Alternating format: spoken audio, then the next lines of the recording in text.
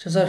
اس سے آگے ہے کہ مسند احمد کی جو حدیث 12347 اور آپ کے پمفلٹ 5B کی سیریل نمبر 18 کی دوسری حدیث ہے، اس میں آپ نے بریکٹ میں یاد کرو کے الفاظ لکھے ہیں۔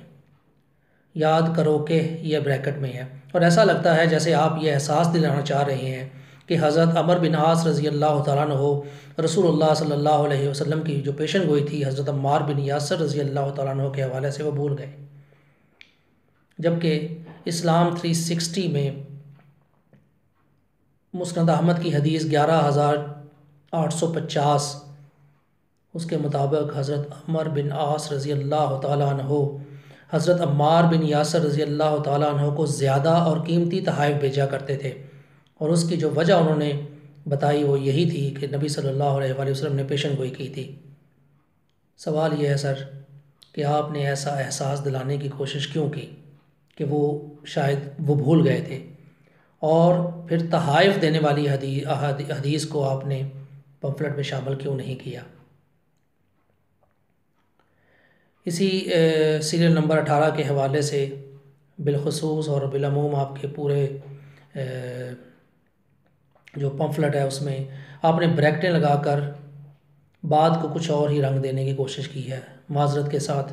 مجھے ایسا احساس ہو رہا ہے، اور شاید کچھ پڑھنے والوں کو اور بھی احساس اس طرح کا ہو۔ انہی بریکٹوں کی وجہ سے آپ نے کئی بار دوسرے لوگوں کو تنقید کا نشانہ بنایا ہے، جبکہ یہاں آپ نے یہی کام کیا ہے اور معاملات کو مختلف رنگ دینے کی کوشش کی ہے۔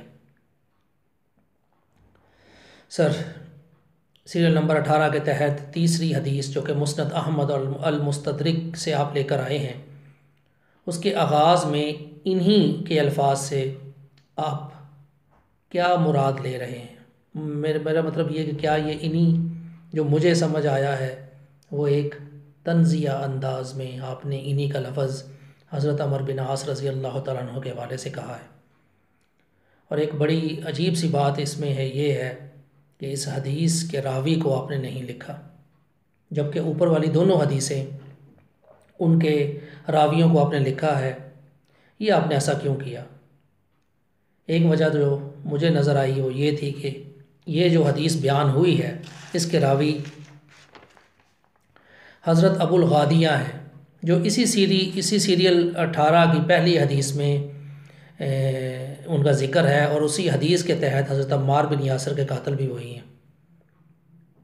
یہ عجیب سی باتیں ہیں، یہ الفاظ کہتے ہوئے عجیب سا تو مجھے لگ رہا ہے، لیکن چونکہ آپ کے پمفلٹ میں آئے ہیں اور اس لیے مجھے یہ بیان بھی کرنے پڑ رہے ہیں۔ یہ جو حدیث نمبر 3 ہے یہ اسلام 360 میں 12348 نمبر پر ہے، اور اس کے راوی ابو الغادیہ ہیں۔ ان روایات میں تضاد کے حوالے سے آپ کیا کہیں گے کہ مسند احمد کی روایت 12351 کے تحت حضرت ابو الغادیہ حضرت عمار کے قاتل ہیں، اور 12348 میں وہ حدیث بیان کر رہی ہیں کہ جب حضرت عمر بن عاص رضی اللہ تعالیٰ عنہ کو خبر دی گئی عمار رضی اللہ تعالیٰ عنہ کے قتل کی، تو پھر ہم جیسے بندے جو کہ حدیث کے حوالے سے اتنا علم نہیں رکھتے کیا کریں، کہاں جائیں؟ اب دوسری طرف ہم دیکھتے ہیں کہ حدیث 12348 کی اسناد قوی ہیں، اور 12351 جو ہے وہ صحیح اسناد کی حدیث ہے۔ کیا یہ دونوں اور لیکن دونوں کے متن میں تضاد ہے؟ ہم کیا کریں؟ ہم جیسے لوگ کیا کریں؟ کیا ان روایات کے ظاہر کو دیکھ کر ہم لا علمی میں جانے انجانے میں کسی صحابی کو برا بھلا کہنے لگیں، جیسا کہ آپ کے لیکچرز کے نیچے جو کمنٹس آتے ہیں ان میں